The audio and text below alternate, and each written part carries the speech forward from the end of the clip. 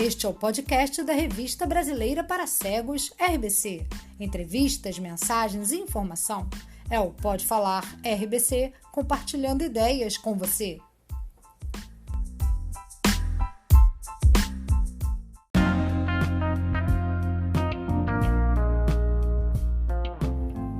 No episódio de hoje, o nosso convidado é Léo Braga, carioca e professor de Relações Internacionais há 15 anos e coordenador do curso de Relações Internacionais do IBMR há 3 anos, o que explica sua paixão por viagens.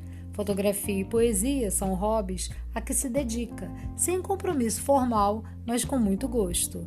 Léo escreve sonetos com os quais expressa os temas do amor, da família e de apreensões pessoais sobre aspectos da vida, com inspiração trovadoresca.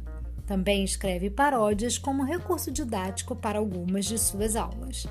Publica seus sonetos e suas paródias no blog sonetoseparaodias.blogspot.com. Eu sou Ileia Vale, participante da comissão editorial das revistas em Braille do Instituto Benjamin Constant, e você está no Pode Falar RBC. Olá, Léo. Em nome da comissão editorial, agradeço a participação aqui conosco no Pode Falar RBC. Eu vou bem, Léo. Você, tudo bem? Tudo certo, tudo tranquilo. Fico muito feliz de participar aqui desse podcast. Acho que são iniciativas muito importantes, são atividades muito importantes. Então, acho que é muito oportuno. Eu fico muito feliz e lisonjeado com o convite. Muito obrigado. Nesse período de pandemia, mantendo o nosso distanciamento social, eu aqui no Rio, você aí em São Paulo, né? E a gente vai cumprindo todas as determinações das organizações de saúde, que isso que é muito importante. Exatamente. A gente tem que se preservar nesse momento. É um momento de confinamento ainda muito importante. Temos que esperar a curva de contaminação do coronavírus, do Covid-19, de fato diminuir a patamares aceitáveis. Então é importante que a gente cuide um do outro, fique em casa, só sai de casa quando for necessário, não é? E no mais, esteja junto com seus familiares em casa e protegidos. Muito bem. Isso mesmo. Então vamos lá. Léo, fala um pouco sobre suas origens, sua formação acadêmica, atuação profissional. Conta pra gente quem é Léo Braga. Vamos lá, Ileia. Veja, eu sou carioca, eu estou aqui em São Paulo por força do Covid-19, né, da política de confinamento, vim passar aqui um tempo, mas sou carioca e do Rio de Janeiro, venho da Zona Norte, venho do Meia. Tive muito tempo lá, por 20 anos, fiquei morando no Meia. Sou formado em Relações Internacionais, fiz a minha graduação em Relações Internacionais e fiz também meu mestrado em Relações Internacionais. Comecei a trabalhar na área de comércio exterior, que é uma área dentro de Relações Internacionais, ainda lá no Meia. Trabalhava numa empresa pequenina de importação, em São Cristóvão, então fazia esse trajeto aí, Meia São Cristóvão, todos os dias, e depois ainda fazia faculdade à noite, ia para a faculdade à noite depois do trabalho. É a luta diária, é a luta diária, não conseguimos escapar não, e fazemos com afinco, né? Fazemos com dedicação. Tive então depois a oportunidade de fazer o mestrado, fiz o mestrado também em Relações Internacionais, foi quando eu migrei de atividade, não de formação, mas de atividade. Saí da área de comércio exterior, com atividade comercial, e engrenei na atividade docente. Sou professor de Relações Internacionais há 15 anos. Nos últimos 3 anos, coordeno um curso de Relações Internacionais no Rio de Janeiro. E nesse meio tempo, Ileia, ainda tive a rica experiência de poder estar 1 ano lecionando no Timor-Leste, um país pequenino ali acima da Austrália, e passei o ano de 2012 por lá. Então foi um ano também muito rico, muito. Poder passar 1 ano fora lecionando para outras pessoas foi uma experiência realmente muito, muito oportuna. E num país que era um país como o Timor, e ainda se recuperando, um país em desenvolvimento, né? Então, com algumas privações, algumas carências, em que nós experimentamos também não apenas a atividade docente, mas experimentamos todo um entorno social de atenção, de preocupação, e de ajuda e de cooperação muito forte. Então, como professor de Relações Internacionais, e que já vivenciou, já esteve num lugar com tantas carências e tudo como o Timor, como que você vê esse momento de pandemia, dentro da sua área de atuação? Sim, Léa, vejo com atenção e, em primeiro lugar, né, e preocupação, que o impacto é inegável, né? O impacto em diversas áreas da atividade humana no globo é inegável. Imagino e Timor, tal qual é uma sociedade em desenvolvimento e com algumas carências que tem, também há aqui no Brasil, também há em outras partes do mundo.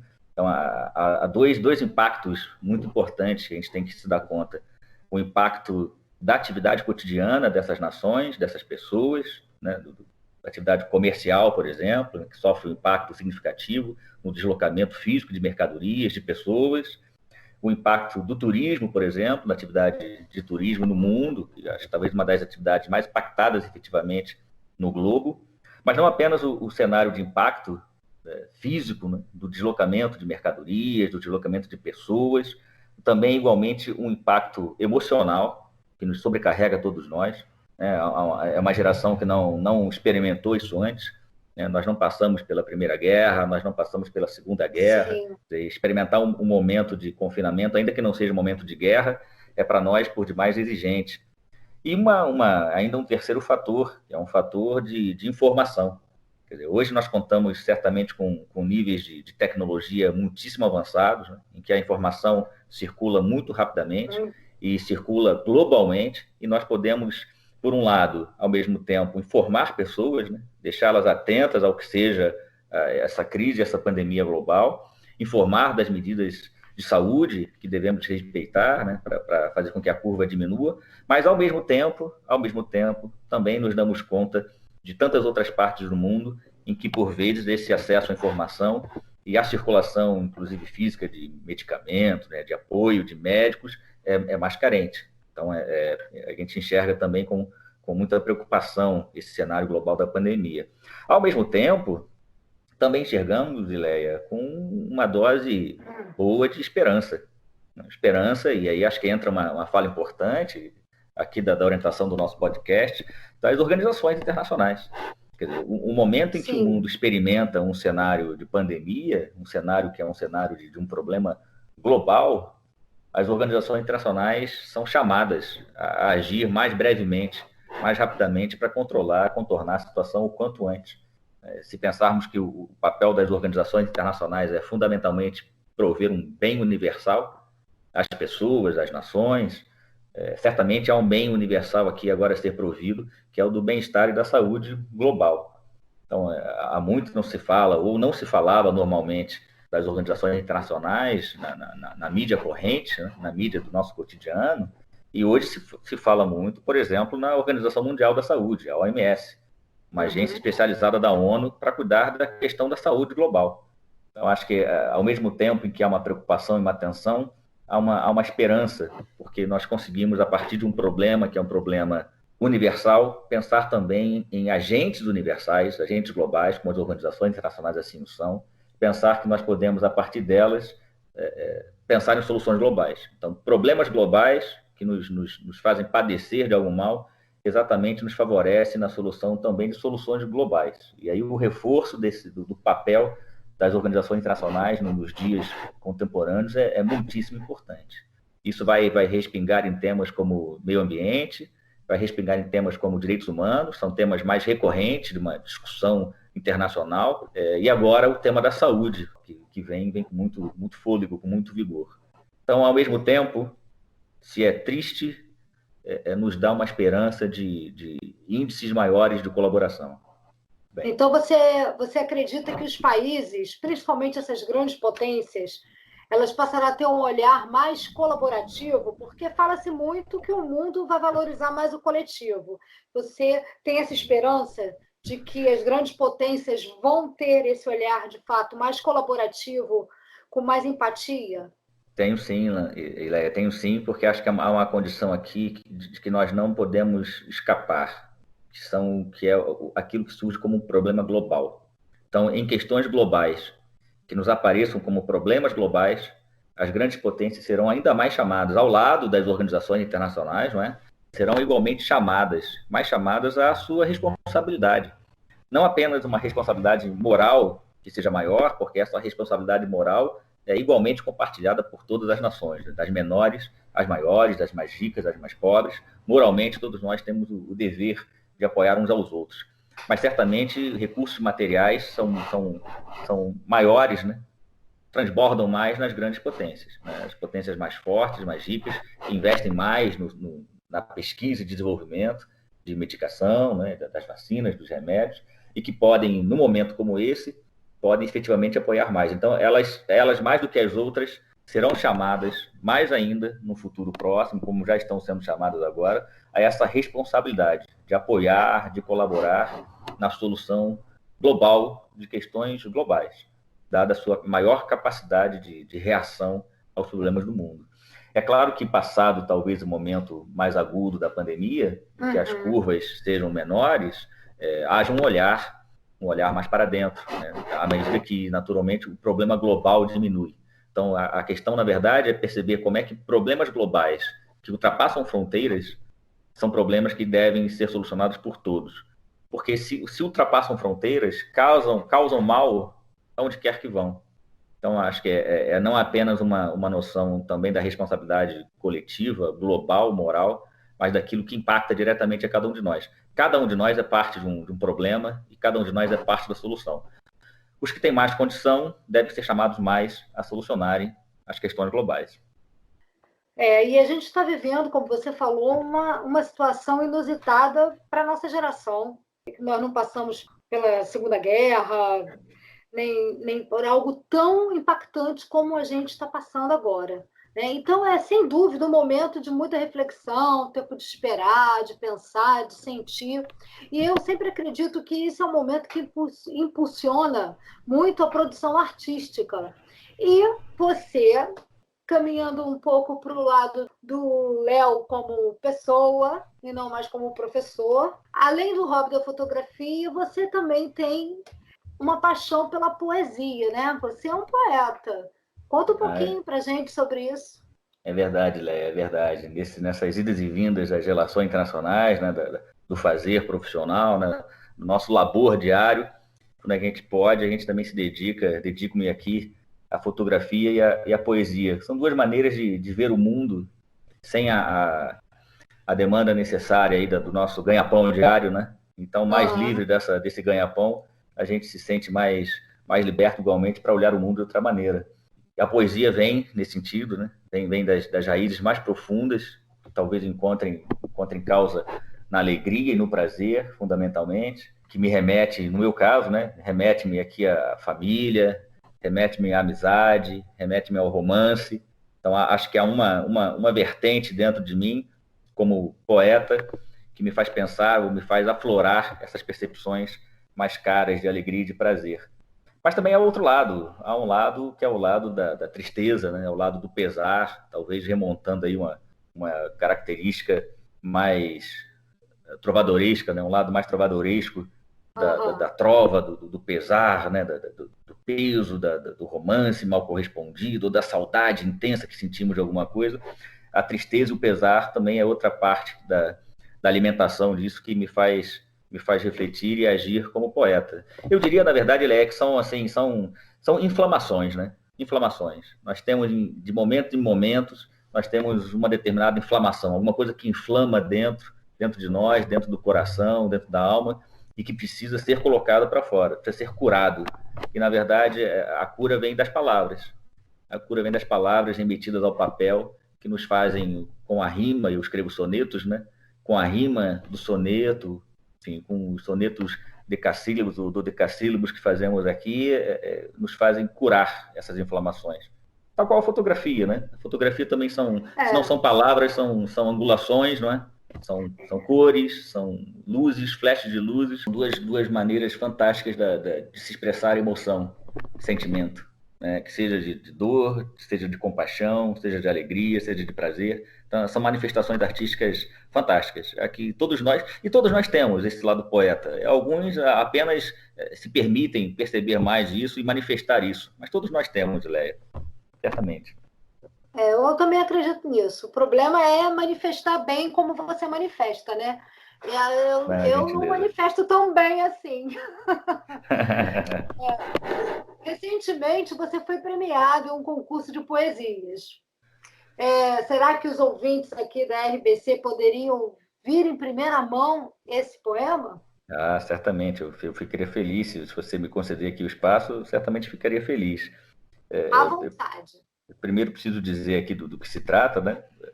A Uhum. nossa querida poetisa Valquíria Malagoli criou um concurso, ela é de Jundiaí, São Paulo, criou esse concurso agora ainda, em maio, abriu as inscrições e chamou-se concurso Museu da Pandemia 2020.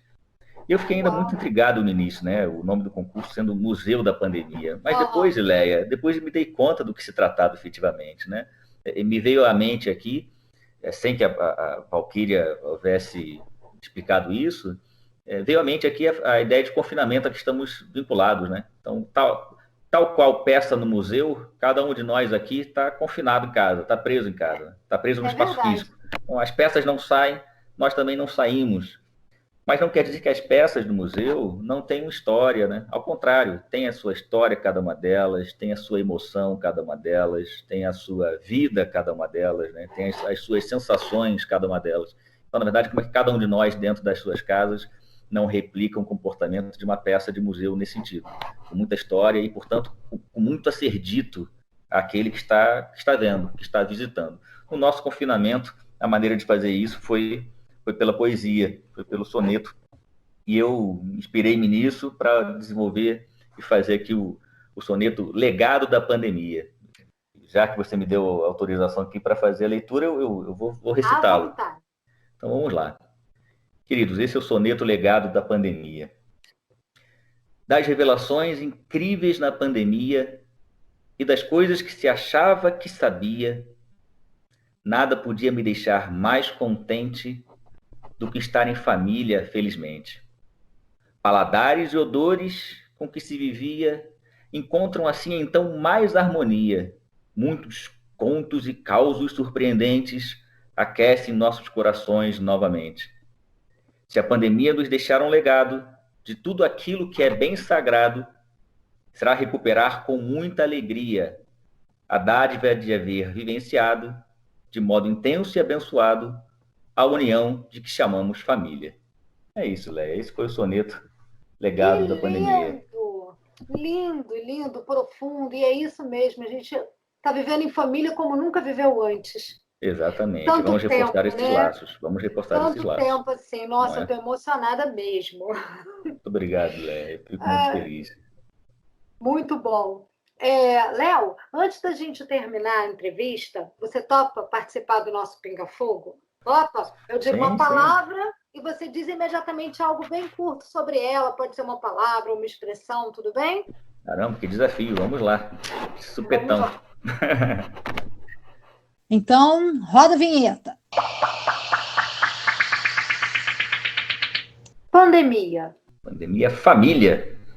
Relações internacionais. Juntos podemos mais. Poesia. Inflamação. Léo, muito obrigada. A gente está chegando agora ao fim da entrevista. Você gostaria de deixar alguma mensagem, mais mensagens bonitas, como você deixou agora com a sua poesia, para os nossos ouvintes? Léa, antes de mais nada, eu preciso agradecer a você o gentil convite. Fiquei muito feliz, além de feliz, honrado em poder participar desse podcast. Acho que é uma atividade que deve ser continuada permanentemente, portanto, porque, como falei no início, são atividades assim que nos aquecem o coração. Então, a gente precisa muito disso, né? Manter o coração aquecido com pessoas amadas e pessoas que contribuem para a nossa existência de modo muito significativo. Então, muito obrigado pela participação aqui. Se pudesse dizer alguma coisa às pessoas, é que explorem ao máximo o seu lado poeta, seja pelos recursos que forem. Pode ser a escrita, efetivamente, pode ser a fotografia, como eu tento também fazer. Eu acho que você precisa, cada um de nós precisa exercitar esse lado poeta de ser, efetivamente. Né? Então, acho que a oralidade, o recitar, o falar, o cantar, né? Todas as maneiras de se expressar arte devem ser valorizadas, porque, de novo, a arte e a emoção, elas estão conosco. A gente precisa apenas dar chance, dar vazão para que elas sejam manifestadas, da maneira que forem, cada um de nós terá a sua maneira própria de se fazer, de se manifestar enquanto artista. É isso, Leia. Muito obrigado. Fico muito feliz. Obrigada a você, Léo. E transbordar a emoção, né? Então, Certamente. mais uma vez, em nome da comissão editorial da RBC, quero te agradecer pela participação. Foi bom demais esse nosso bate-papo. E o Instituto Benjamin Constant segue cumprindo seu papel de promover a ascensão intelectual, social e humana da pessoa com deficiência visual. Até uma próxima oportunidade. Grande abraço, Léo. Até logo. Obrigado. Um abraço. Léo Braga é o nosso convidado da semana, professor de Relações Internacionais por profissão e poeta de coração. Vamos bater um papo sobre organizações internacionais, pandemia e arte. 19 de junho, sexta-feira, 11 horas da manhã. Fique ligado. Até lá!